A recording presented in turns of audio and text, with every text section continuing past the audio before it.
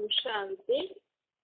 आज मीठे मीठे श्री बाबा ब्रह्मा के तन द्वारा कहते हैं, मीठे मीठे बच्चे बाबा हमें कहते हैं, सदा अपने को देह से यानी आत्मा समझो। आत्मा समझने से ना हमारे जीवन में बहुत सारी चीजें बातें सहज हो जाती हैं।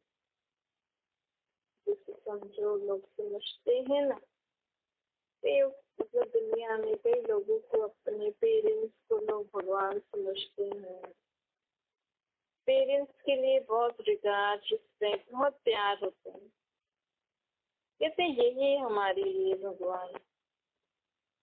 बाबा कहते अच्छी बात है, होना चाहिए, मतलब हर एक के लिए हमें प्यार होना चाहिए, लेकिन ये मोह नहीं होना चाहिए। एक प्यार, रिस्पेक्ट, रिगार्ड अच्छी बात है, लेकिन बाबा हमें मोह से निकालने के लिए, क्योंकि मोह जीत बनना है ना, सत्युग में सब मोह जीत होते हैं। मोह भी विकार होता है ना, है? तो बाबा कहते हैं कि देखो कैसे निकालना है मोह। सदा हम जब भी अपने को आत्मा समझेंगे ना, देखो मैं आत्मा अलग हूँ और ये शरीर मुझ आत्मा का घर है। इस देह को, शरीर को हम कपड़ा भी बोल सकते हैं, घर भी बोल सकते हैं, तो मशीन भी बोल सकते हैं, कार भी बोल सकते हैं। तो बाबा कहते हैं देखो ये देह रूपी घर आपको जिन्होंने भी दिया है? जो हम आत्माओं को ये देह रूपी घर देता है, हम उनको माँ बाप कहते हैं ना, क्योंकि आत्मा को घर देना बहुत बड़ी बात होती है। लेकिन बाबा कहते हैं आपको इन्हीं दो जनों ने ही देह क्यों दी? हस्बैंड वाइफ, मदर फादर, दो जने मिलके एक देह को जन्म देते हैं। लेकिन दुनिया में इतने सारे लोग हैं, आपको इन्होंने ही क्यों दी देह? क्योंकि आपने भी इन्हों को कभी दी होगी देह। आज आपके जो माँ बाप है ना, कभी आप इनके भी माँ बाप बन के आपने इनको भी देह दी हुई होगी। इसीलिए इस जन्म में वो उदार चुप्तू तो करना ही होता है ना, हिसाब किताब तो चुप्तू करना ही होता है ना। हर एक अपना हिसाब किताब ही चुप्तू कर रहे, चाहे आपके माँ बाप हो, चाहे आपके बच्चों को आपने देह दी है। आप बोलो हम आपके माँ बाप हैं, हमने आपको जन्म दिया। जन्म दिया मतलब आपने सिर्फ देह ही दी है ना, आपने देह दी। आप सोचोगे कि इसको मैंने जन्म दिया है, मतलब एक तरीके से वो आपका मोह किस में रहता है? शरीर में रहता है। आप अगर हम ध्यान से सोचें कि जिन माँ बाप ने आपको देह दी, उन्होंने क्या किया? उन्होंने देह को बड़ा करने के लिए, देह को खिलाया पिलाया, देह को सजाने के लिए, देह को अच्छे कपड़े पहनाने के लिए, अच्छे पैसे आदि कमा के आपकी देह के लिए अच्छे कपड़े खरीद के आपको दिया। उन्होंने कभी आत्मा पे थोड़ी ध्यान दिया। वो तो देह को ही देख के सब कुछ करते थे ना, मेरा बेटा मेरी बेटी अच्छे कपड़े पहने, अच्छा खाए पिए, उसका शरीर अच्छा तंदुरुस्त रहे, वो अच्छी पढ़ाई लिखाई करके अच्छा कमाए। अच्छा कमा के क्या करेगी? अच्छा कमा के क्या करेगा? फिर से जॉब वगैरह करके कमा के फिर अपनी देह को खिलाएगा, अपनी देह को ही पालता रहेगा ना। लेकिन आपने कभी, या आपके जिन्होंने भी आपको देह दी, उन्होंने कभी आपकी आत्मा का ध्यान रखा? आपकी आत्मा को दुख दूर करने, कोई दुख हो ही नहीं। हाँ, ध्यान रखते हैं कि मेरे बच्चों को कोई दुख नहीं हो, कोई तकलीफ नहीं हो, लेकिन वो देह को ही सोच के करते थे ना, आत्मा पे थोड़ी ध्यान देता था। इस बच्चे बच्चे की, परमात्मा का जो ये आत्मा बच्चा जिसको हमने देह दी है, परमात्मा के इस बच्चे को इस देह में कोई तकलीफ ना हो, ऐसे थोड़ी आपका ध्यान रखा हूँ। तो मेरा मेरा मतलब आपके देह को ही देख के कहते थे ना, आज आपकी ही आत्मा किसी और शरीर में चली जाए तो क्या आपके जो अभी माँ बाप है वो उसको पहचान सकेंगे कि इस देह में मेरा बच्चा है? वो एक्सेप्ट करेंगे? नहीं करेंगे ना, क्योंकि आत्मा को तो देख ही नहीं सकते हैं। तो सबका मोह देह में ही रहता नहीं, लेकिन हमें बाबा हमें देह से न्यारी आत्मा पर ध्यान दिलाना चाहते हैं, क्योंकि आज जिन माँ बाप को, जिन बच्चों को आप प्यार करते हो ना, जो आपको अच्छे लगते हैं, वो शरीर के कारण नहीं, वो आत्मा के संस्कार के कारण अच्छे लगते हैं।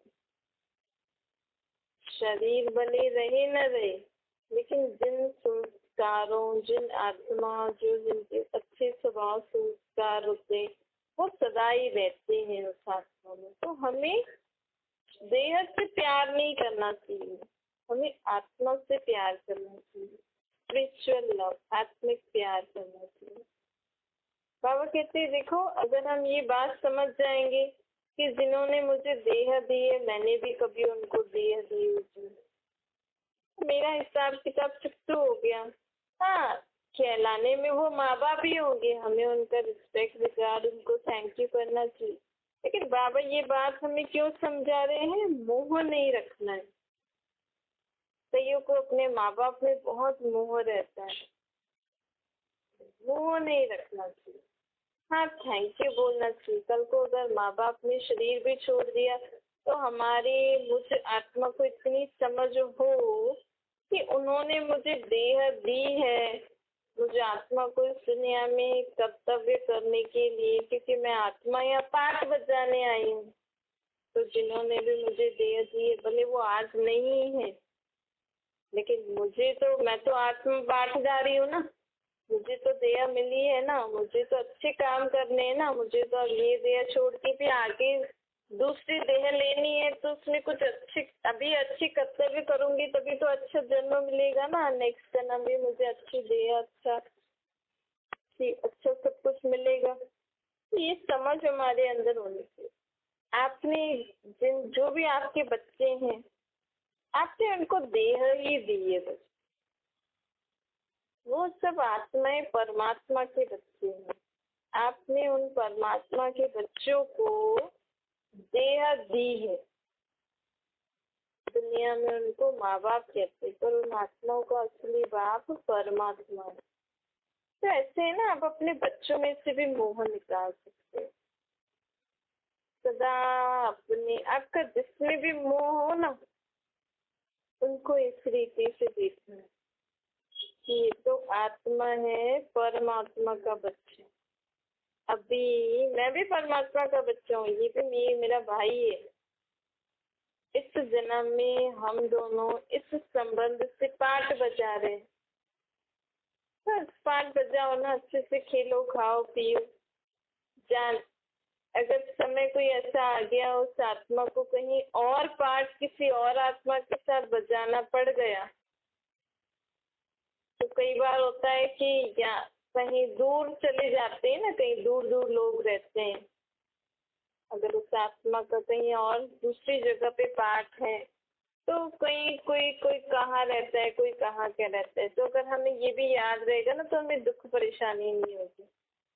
और समझो कभी शरीर भी छोड़ दिया, तो हमें अपनी बुद्धि में ही रहना चाहिए कि उस आत्मा को दूसरी जगह पाठ बजाना था, तो दूसरी देह लेकर ये देह रूपी कपड़ा छोड़ के दूसरे देह रूपी घर में या कपड़ा पहन के पाठ बजाना था, तो आत्मा चले गए। बस हमें एकदम निर्मोही बनना है भाव करके। कभी भी हमें किसी बात में, किसी भी चीज में, किसी भी मनुष्य के तन से मोह नहीं रखना है। आज लोगों का एक दूसरे से शरीर से ही मोह है। क्योंकि शरीर ही विनाशी है ना, विनाशी चीज से मोह रखोगे तो दुखी होगे ना।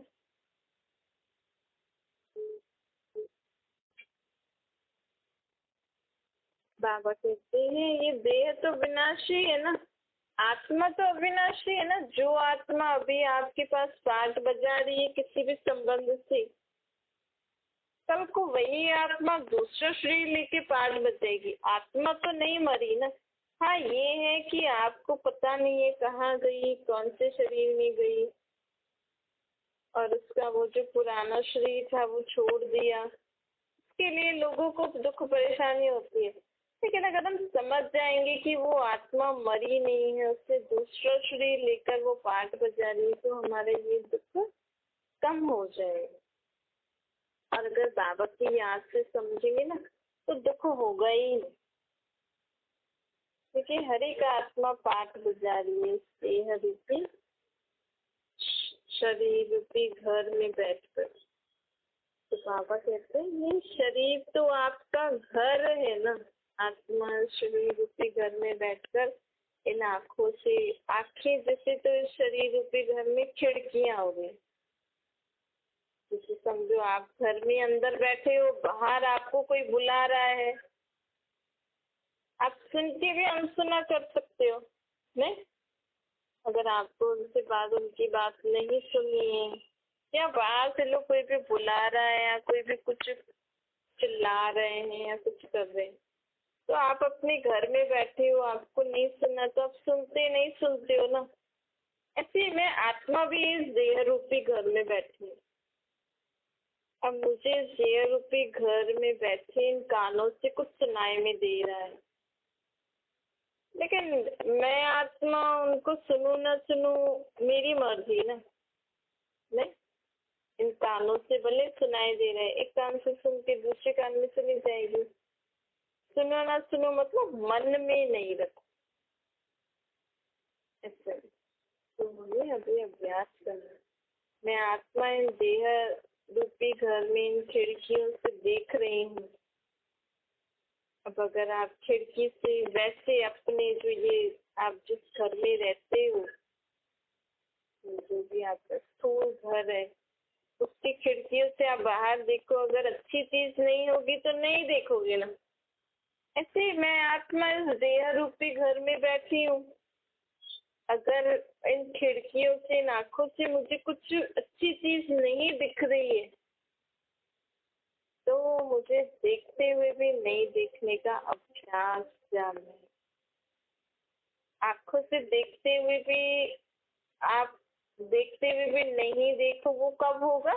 जब हमारा मन में कुछ और बात होगी, बुद्धि में कुछ और, बुद्धि कहीं और लगी हुई रहेगी ना, तो हम चीजों को देखते हुए भी नहीं देखते।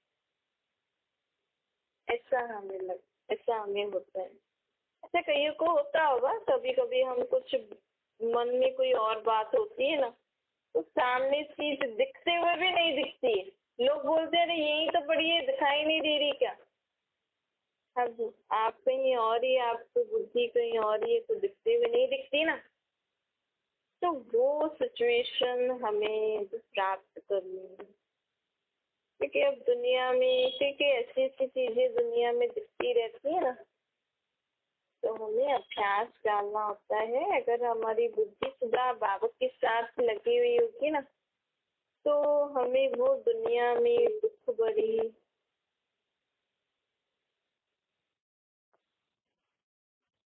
आए दिन दुनिया में कुछ कुछ ऐसे कैसे कुछ दिखता रहता है, कुछ होता रहता है। हम सुनते हुए भी नहीं सुनेंगे, देखते हुए भी न सुना देखें। अभ्यास डालना होता है। तो बाबा कहते हैं ये देह आप आत्माओं का घर है। इस देह के अंदर कौन बैठी है? मैं परमात्मा का बच्चा। जैसे कई लोग अगर बाहर से देखेंगे तो बोलेंगे ना, ये इनका घर है, ये गुप्ता जी का घर है, ये शर्मा जी का घर है, ये डॉक्टर का घर है, ये इंजीनियर का घर है। तो सब उनके घर के अंदर वो कोई ना कोई इंजीनियर, कोई ना कोई डॉक्टर, कोई ना कोई लॉयर या वो पर्सन रहते हैं। वैसे ही अब हमें सदा क्या याद रहना चाहिए इस देह रूपी घर में कौन बैठा है, मैं कौन है। अब सुबह सुबह सुबह को उठ के रोज ये याद करना, स्मृति में लाना कि मैं परमात्मा का बच्चा हूँ, इस देह रूपी घर में बैठा हूँ। परमात्मा कौन, भगवान का बच्चा। भक्ति मार्ग में बोलते हैं तो मात्र का हम बालक तेरे, लेकिन आज तक समझा कैसे बालक हैं हम आपके। हमारे देह के माँ बाप को ही हम माँ बाप समझते थे ना, तो भगवान को क्यों बोलते थे आप मात्र का हम बालक तेरे। मतलब हमारी आत्मा उससे परमात्मा का बच्चा है। हमारी आत्मा किसका बच्चा है, परम पिता परमात्मा। उनका असली नाम शिव है, जिनको ही मुस्लिम लोग अल्लाह के नाम से याद करते हैं, क्रिश्चियन लाइफ के नाम से, सिख परम पिता परमात्मा के नाम से। हम भारतवासी उनको शिव के रूप में याद करते हैं, इसीलिए शिव का लिंग ज्योति स्वरूप बनाते हैं, क्योंकि आत्मा का रूप ज्योति स्वरूप एक सितारा मिसल है ना, तो हमारा बाप भी एक ज्योति स्वरूप सितारा मिसल, हम उनके बच्चे हैं। आप देखना सुबह सुबह को ऐसा याद करके स्मृति में लाके उठोगे ना, मैं परमात्मा का बच्चा हूँ। अब मैं इस देह रूपी घर में बैठकर इस सृष्टि रंगमंच पर आज क्या क्या पार्ट बजाऊंगा। पहले से नहीं सोचना मैं किसी की माँ हूँ, अब मुझे उठना है, फिर बच्चों के लिए खाना बनाना है, ऐसा नहीं। वो तो आगे जो करोगे लेकिन पहले पहले हमें क्या याद रहना चाहिए, पहले पहले आप किसी की माँ, पत्नी, भाई, बहन, सास, ससुर होनी, वो तो बाद में हो। आप किसी के बच्चे बाद में हो, पहले पहले आप परमात्मा के बच्चे हो। मैं आत्मा परमात्मा का बच्चा हूँ। मैं आत्मा परमात्मा का बच्चा इस देह रूपी घर में बैठकर पाठ बजाती हूँ। तो सुबह से लेकर मैं कभी माँ का पाठ बजाती हूँ, कभी पत्नी का, कभी भाई, कभी बहन, कभी माँ बाप, सास, ससुर, जो भी आपका पाठ है सारा दिन में, वो अलग अलग पाठ मैं आत्मा परमात्मा का बच्चा बजाती हूँ।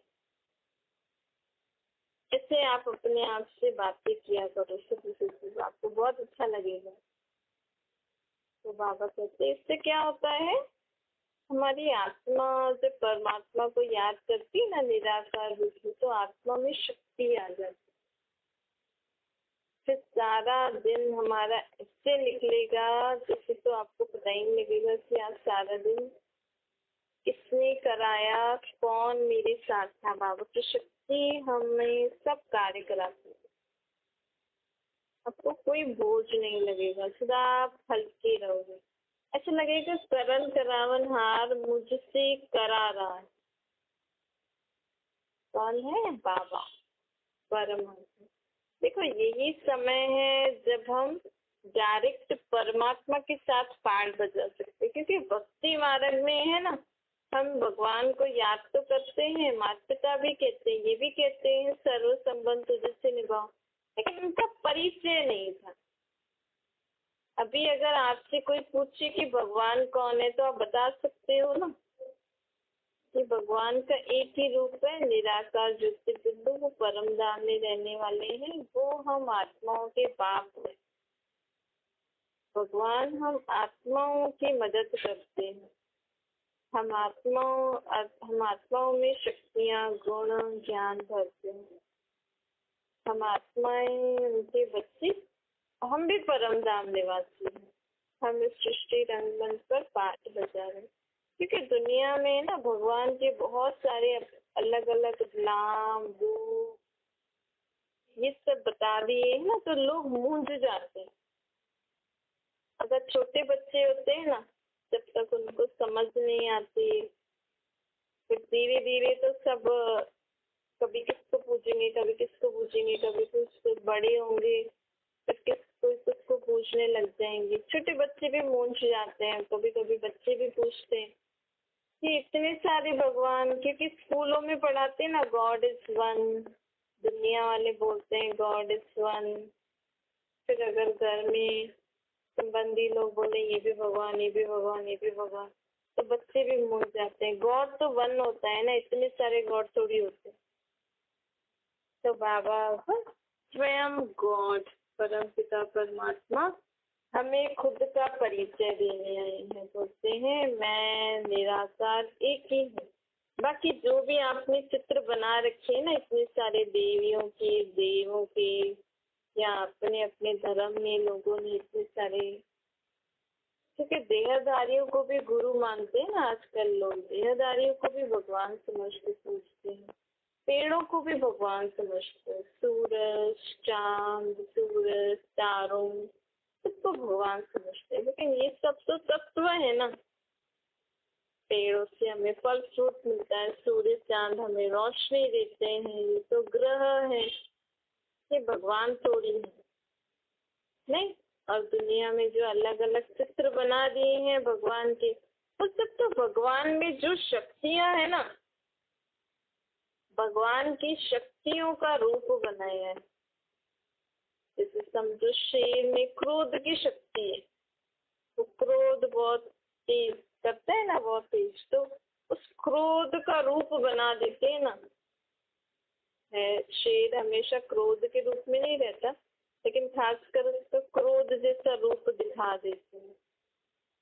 जैसे शेर की जैसे क्रोध कर रहे हैं, किसी किसी को क्रोध दिखा ऐसा रूप बना देते हैं, देखो ये इसका क्रोधी वाला रूप। फिर किसी का स्माइली रूप, किसी का कैसा रूप, रोने वाला रूप। ऐसे परमात्मा के पास भी बहुत सारी शक्तियां हैं।